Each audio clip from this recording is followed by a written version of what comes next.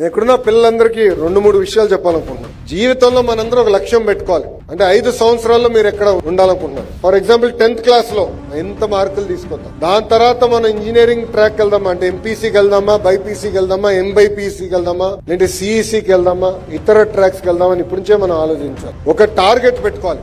ఆ టార్గెట్ కోసం అహర్నిశలు కష్టపడాలి. టార్గెట్ సాధించడం అంత ఈజీ కాదు, చాలా కష్టపడాలి. కేంద్రంలో ప్రధానమంత్రి గారు కానివ్వండి, రాష్ట్రంలో ముఖ్యమంత్రి గారు కానివ్వండి, ఇద్దరు అహర్నిశలు కష్టపడుతున్నారు కనుకనే మన జీవితాలు మనం ముందరికి తీసుకెళ్ళగలుగుతాం. దేశం సరైన దారిలో నడుస్తుంది. కష్టపడాలి. కానీ మనం అనుకుంది ఎప్పుడు సాధించలేకపోవచ్చు, బాధపడకూడదు. ఒక ఫెయిల్యూర్ జరిగితే జీవితంలో అది మనలో కసి పెంచాలి, ఫైర్ రావాలా. ఎస్, నేను అనుకుంది సాధిస్తానని ఆ రోజు నుంచి మీరు ఆలోచించాలి. నేను కూడా రాజకీయాల్లోకి వచ్చినప్పుడు 2019 ఎన్నికల్లో నేను పోటీ చేశా, ఓడిపోయా.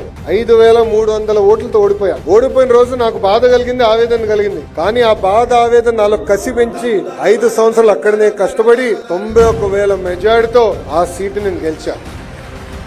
మనలో కసి అనేది చాలా చాలా అవసరం. ఆ హంగర్ అనేది ఉన్నప్పుడే మనం అనుకున్న లక్ష్యాలు మనందరం సాధించగలుగుతాం. సంఘాలు ఉంటాయి, పిల్లలు ఉంటారు.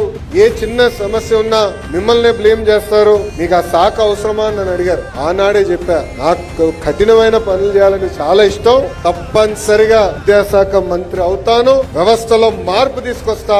మన పిల్లల భవిష్యత్తు మార్చే బాధ్యత నేను తీసుకుంటానని చెప్పారు.